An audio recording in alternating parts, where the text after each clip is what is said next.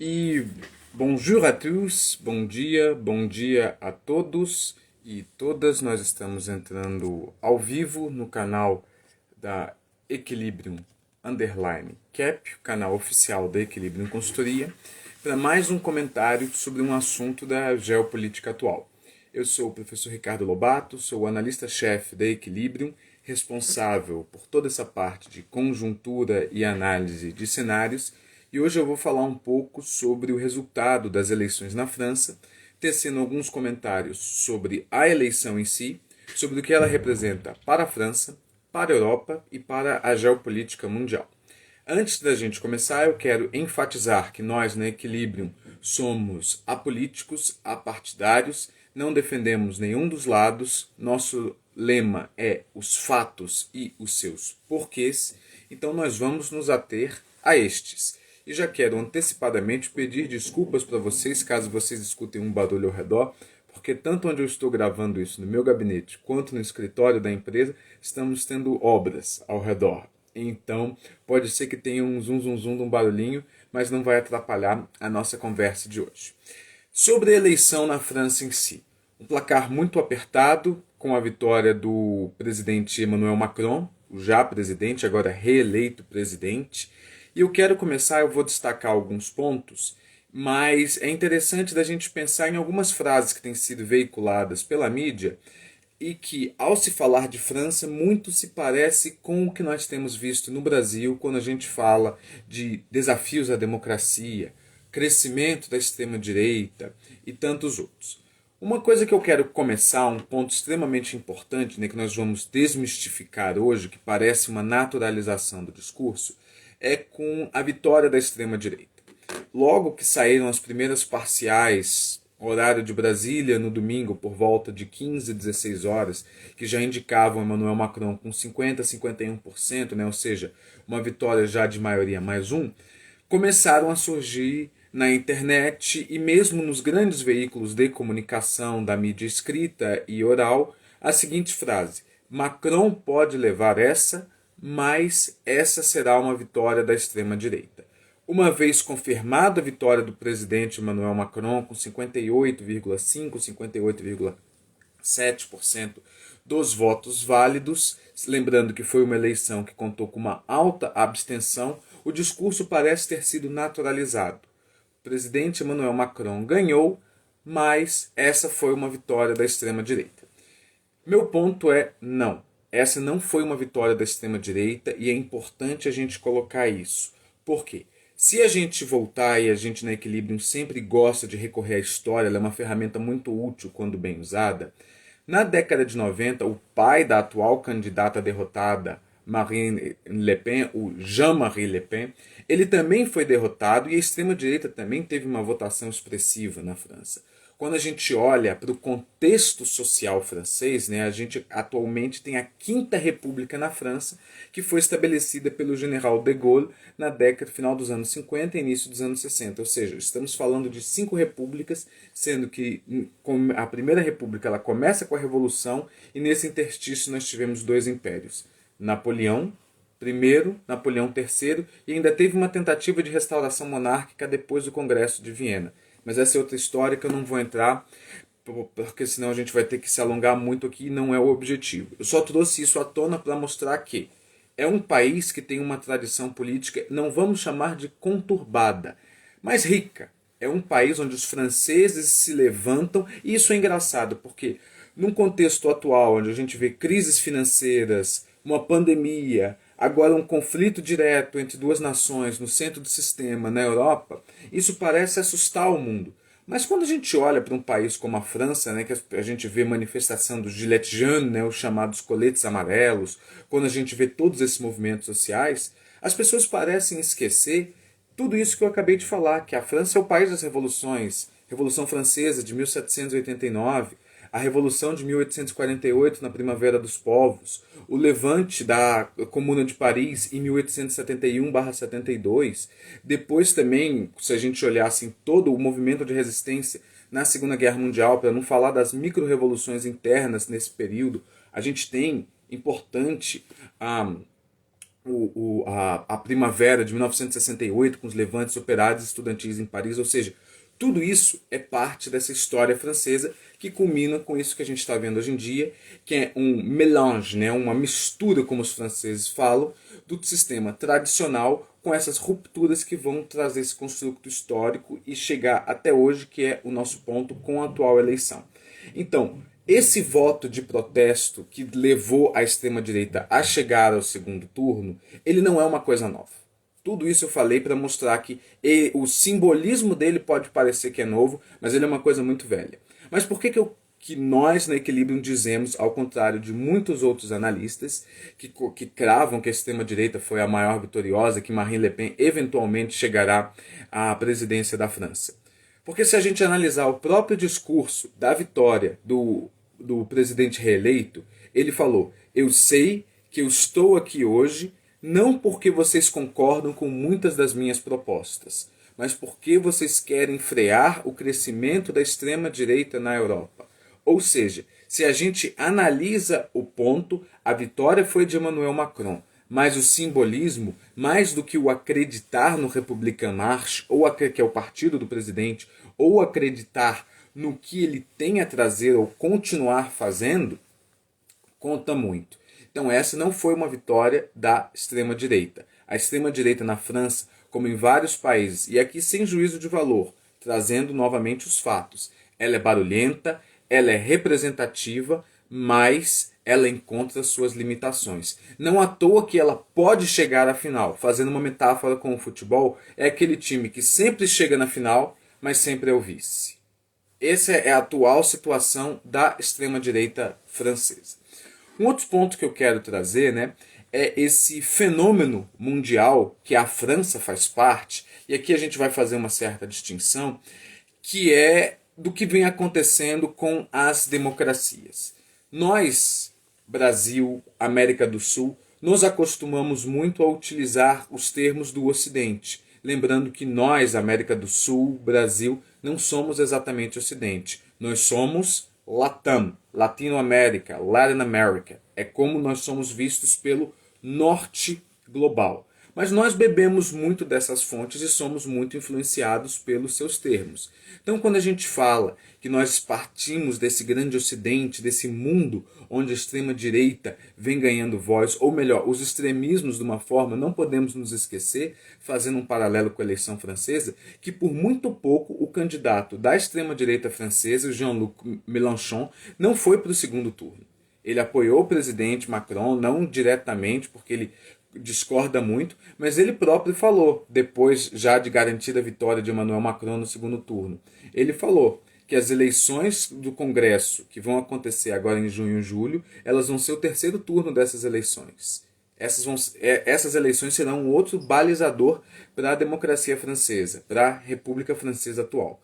Mas o ponto que eu quero trazer aqui nesse momento, ao falar da França, nesse grande construto mundial, né, que a gente chama dessa ordem em redefinição, onde as democracias parecem estar ameaçadas, é que isso acontece nos chamados países ocidentais, vamos colocar norte global, ou seja, Europa, Estados Unidos e Canadá, e também nos países ocidentalizados. Aqui entra, por exemplo, Brasil, Argentina, a América Latina de uma forma geral e também alguns países da Ásia, como por exemplo a Coreia do Sul e o Japão. Porque a gente tem vários outros onde o sistema político é um pouco diferente, então mesmo que sejam democracias estabilizadas já, como por exemplo a Indonésia, o sistema político pela tradição é diferente. Quando a gente fala da China, é um partido único, então isso não entra. Quando a gente fala, por exemplo, da própria Rússia, que ganhou um protagonismo global agora, já é um pouco diferente também. Então a gente vai ficar nesse mundo ocidentalizado. E o que vem acontecendo é que, desde a crise financeira de 2008, quando o sistema neoliberal e as políticas neoliberais que prometeram riqueza para todos lá na década de 80, né, assim, depois do choque como uma alternativa à democracia social dos choques do petróleo, que havia, entre aspas, falhado, né, o estado de bem-estar social após os choques do petróleo, é muito caro você manter esse estado, assim, tudo, mas ele traz uma série de benefícios para o trabalhador.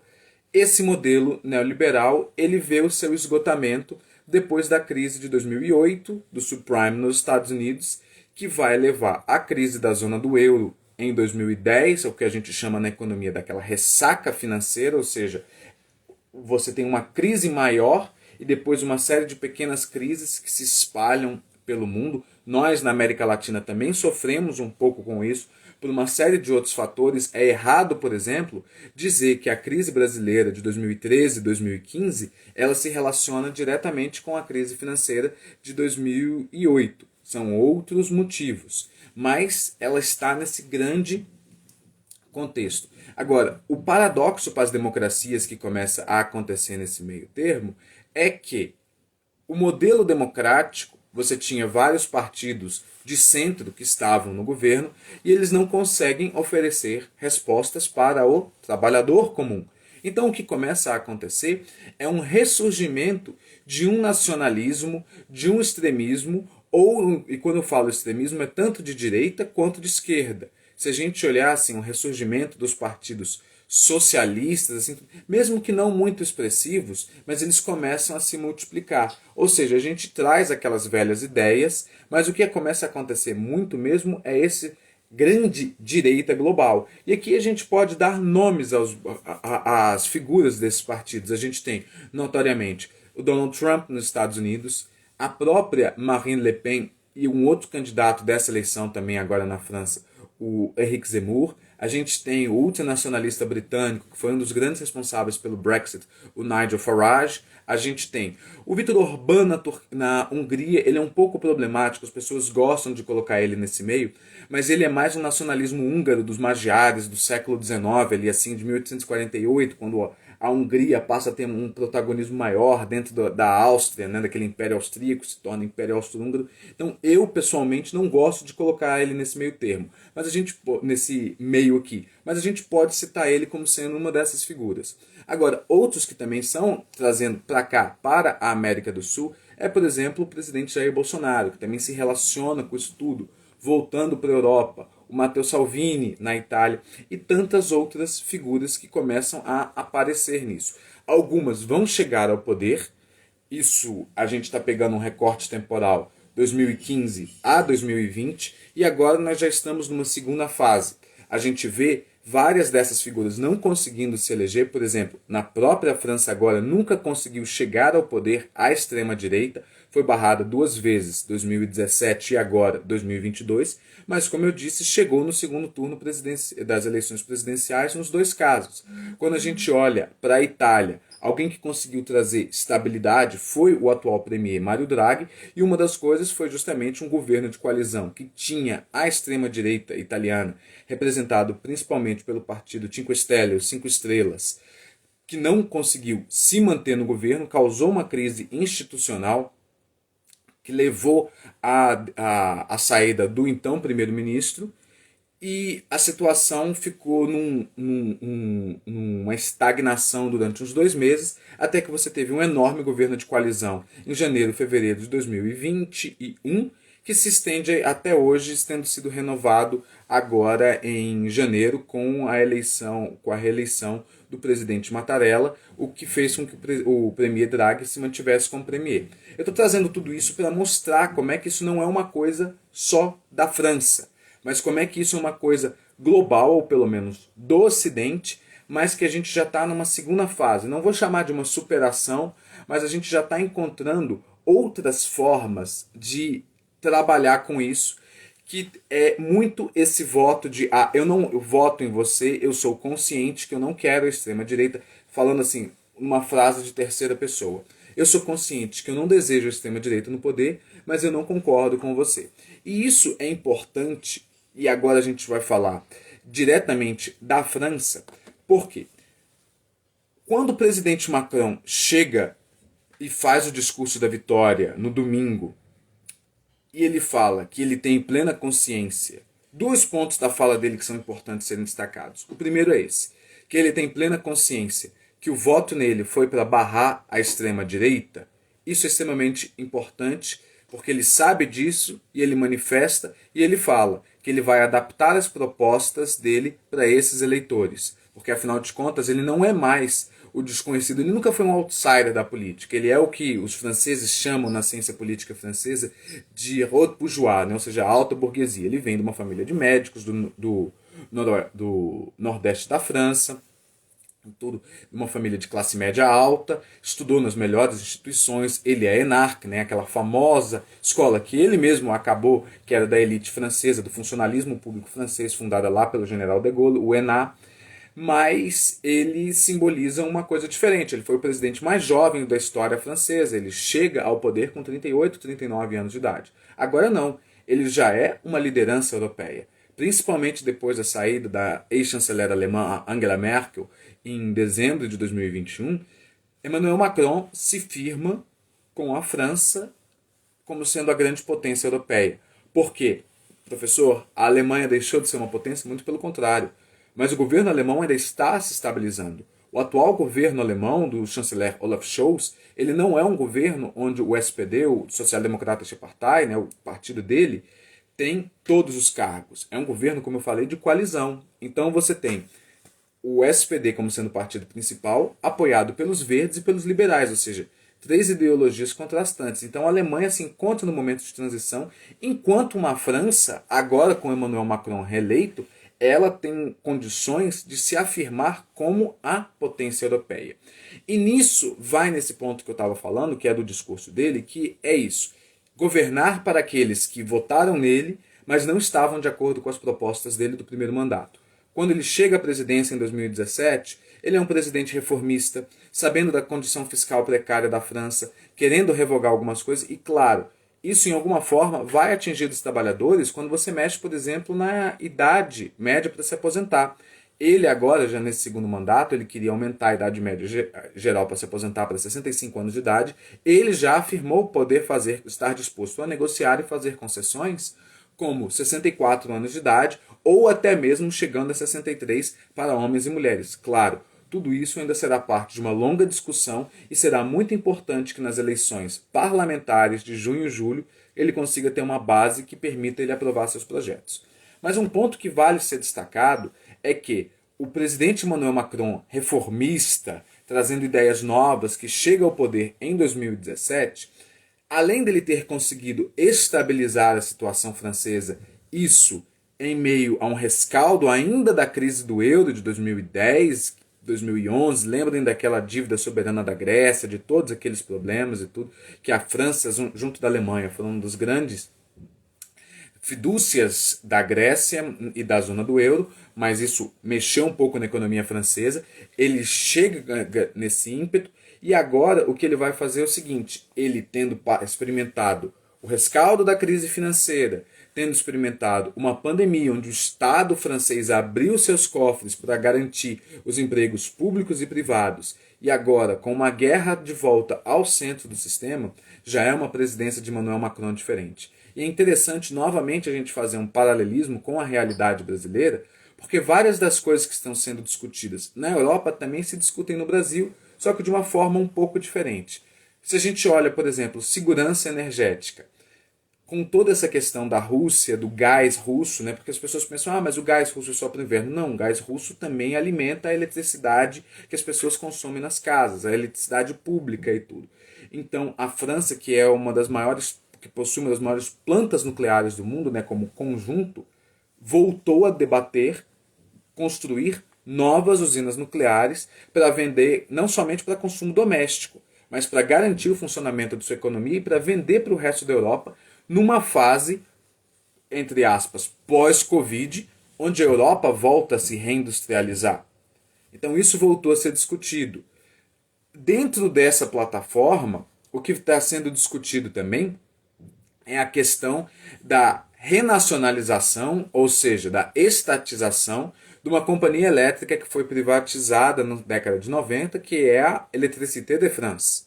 Enquanto isso, se a gente for o paralelismo que eu falei com a realidade brasileira é que, enquanto na Europa se discute segurança energética e o Estado voltando a tomar conta dos meios de garantia de sua soberania, como é, por exemplo, a questão energética, no Brasil se discute ao contrário. Se discute a privatização de uma das maiores empresas de energia do mundo. Então, assim, esses paralelismos, como é que se encontram, né? Assim, um discurso que ele bate de frente em muitos momentos. E o presidente Emmanuel Macron de hoje, que já é uma coisa que ele vem fazendo desde a pandemia, ele começou a ter, não que ele não tenha tido no início, pelo contrário, o atual governo francês, ele possui a menor taxa de desemprego da Europa. Não vou dizer que é pleno emprego, não é possível afirmar isso, mas em comparação com outros países, não somente da zona do euro ou da União Europeia, mas da Europa como um todo, é o que possui a menor taxa de desemprego. A questão da imigração, que é muito problemática num país como a França, também é uma questão que tem sido mantida sob controle, enquanto a gente vê todos os outros problemas que outros países, principalmente do leste europeu, têm enfrentado quando a gente fala da questão, por exemplo, de refugiados. Eu não estou me referindo aos novos refugiados ucranianos, mas àqueles oriundos do Oriente Médio, da África e da Ásia, inclusive alguns da América Latina. Não nos esqueçamos que muitos venezuelanos tiveram a Europa como destino, não apenas o Brasil ou o Peru e países adjacentes na América Latina. A própria Colômbia também teve uma grande leva de refugiados para a Europa em 2017. Então, tudo isso que está tendo, a gente pode cravar, vai ser um governo mais social-democrata? Não.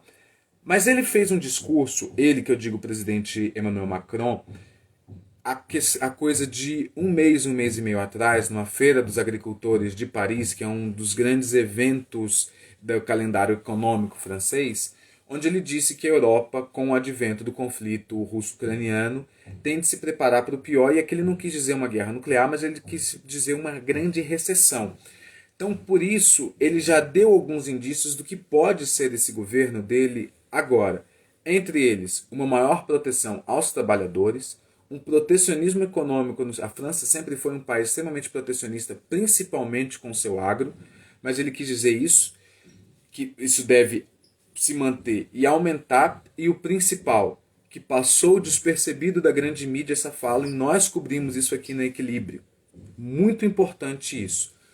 Um país e uma Europa independente dos dois continentes. O que ele quer dizer com os dois continentes? Ele quer dizer uma Europa e uma França altivas, que não sejam dependentes de uma política externa norte-americana, e quando ele fala dois continentes, ele fala para a América de um lado e para a Ásia do outro, ou seja, de uma China. Ele quer dizer, nisso que nós viemos sempre cobrindo aqui, desse grande concerto das nações internacionais, ou melhor, esse reconcerto, uma França e uma Europa que possam ser altivas. E aqui vai um outro ponto, e eu já estou me encaminhando para o final dessa minha explanação sobre a eleição francesa e suas implicações geopolíticas para o momento. Desde o final da Segunda Guerra Mundial, né, lembrando, nós tivemos colonialismo do final do século XIX, para não falar do anterior, mas a gente já teve. Se a gente colocar no espaço de 1800 a 1945, vamos colocar 1950, a gente teve três grandes guerras na Europa. A gente teve as guerras napoleônicas, a gente teve a Primeira Guerra Mundial e a Segunda Guerra Mundial, e vários outros conflitos menores, mas que tiveram um grande impacto. Sem contar o advento do colonialismo. Ou seja, desde a década de 40, do final da Segunda Guerra, fim dos anos 40, anos 50, há um fenômeno na Europa que é uma vergonha de ser europeu. Vergonha de ser europeu não no sentido de não ter orgulho de sua pátria, não. A gente vê isso, por exemplo, na Copa do Mundo, a gente vê como são defendidas as suas seleções, desse orgulho nacional. Mas é um sentimento contido no seguinte sentido, de que foi muito problemático a história recente do continente. Como eu falei, três grandes guerras em um espaço de 150 anos. E agora, uma nova Europa que nasce, uma Europa rica, com todos os problemas que ela tem. Mas se pessoas têm problemas, países, continentes também têm problemas. Mas uma Europa que se redescobre como orgulhosa. Uma nova geração, os novos franceses, os novos alemães, eles estão se redescobrindo como europeus, e esse é o sentimento que Emmanuel Macron busca capturar, de um orgulho bom, um orgulho que reconhece o passado colonial, que reconhece que o colonialismo e o imperialismo, em última instância, levaram aos conflitos mundiais, mas que falam: eu não posso ser culpado por uma coisa que foi feita 3, 4 gerações atrás. Então, que volta a ter um sentimento de orgulho, mas um orgulho nacional no bom sentido, não com um nacionalismo exacerbado como era no século XIX. Porque o que a gente teve ao longo, nesses últimos 50, 70 anos, a gente pode estender ali assim, era que ou você tinha vergonha, por exemplo, se você chegava para um jovem alemão, 20, 30 anos de idade, na década de 90 e perguntava sobre a Segunda Guerra Mundial, ele não queria comentar sobre a Segunda Guerra Mundial. Ele reconhecia que foi um erro, mas ele não queria comentar. Se você chega para um jovem alemão, 20, 30 anos de idade, hoje em dia, e pergunta sobre a Segunda Guerra Mundial, já não é mais um grande tabu. Ele fala, sim, tudo. Mas ele tem muito esse discurso de, eu não tenho culpa disso. Então, assim, eu reconheço, aconteceu, mas eu não posso mudar a história. Eu não tenho esse poder. Então, ele já tem esse poder, vamos colocar assim entre aspas, de falar abertamente sobre esses temas. E aí é porque a alternativa para isso era os extremismos que ainda sobrevivem, retomando o início da minha fala de hoje, nessa principalmente extrema direita que vinha ganhando terreno na Europa e agora está sendo contida. Então, o que Emmanuel Macron busca nisso é construir um novo estado de bem-estar social, sabendo que vai enfrentar muitos desafios, mas recuperar um orgulho europeu que possa trabalhar com as duas partes sem ser refém de nenhum dos continentes, como ele mesmo falou. Então, se a gente pode tirar alguma lição dessa eleição francesa, é que ela diz muito sobre o Brasil. Por quê? Porque ela vai falar muito sobre esses extremismos que eu mencionei em mais de um momento da minha fala. Ela vai mostrar como você pode eleger um candidato não por concordar com suas propostas, mas para barrar ou evitar um outro tipo de discurso ou de fala, e principalmente na esperança de que se construa um novo capítulo da história do seu país. Essa eleição na França, ela talvez seja a mais importante desde a que elegeu o Georges Pompidou na década de 70, que foi o primeiro presidente depois do general Charles de Gaulle. Então, assim, vai ser um novo capítulo, o mesmo personagem, mas em um novo capítulo da história francesa. Então, lições que a gente pode tirar nisso para quem está chegando agora, ou então para quem vai assistir esse vídeo, se a gente tiver que fazer um resumo de tudo isso. A extrema-direita ela saiu fortalecida, sim, mas não foi de forma alguma uma vitória da extrema-direita, pois essa votação expressiva que o presidente teve, apesar de ter sido menor que em 2017, mostrou que a maioria é uma democracia, não concorda com essas propostas. O segundo ponto é que a gente vai ver uma nova sociedade que tem muito mais propostas voltadas para um estado de bem-estar social do trabalhador do que foi no início do primeiro governo Macron em 2017. A gente vai ver uma França que tenta e continua se afirmando como uma grande potência europeia e também para o mundo nessa nova fase de orgulho europeu, sem ser aquele orgulho no sentido imperialista, colonialista que foi no passado, novamente um novo capítulo, e uma sociedade que vai ter que enfrentar de fato os desafios do século XXI. Agradeço a todos e todas que participaram dessa live de hoje. Esse vídeo vai ficar disponível nos canais da Equilibrium.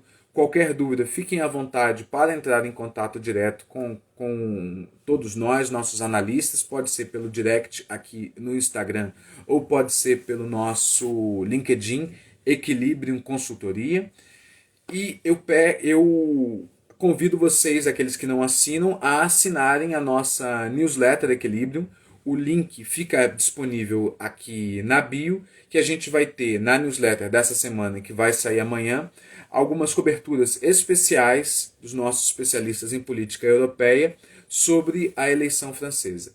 A todos e todas que participaram daqui de hoje, agradeço. A você que está assistindo a essa gravação, obrigado também e desejo uma excelente semana. Equilibrium, os fatos e os seus porquês.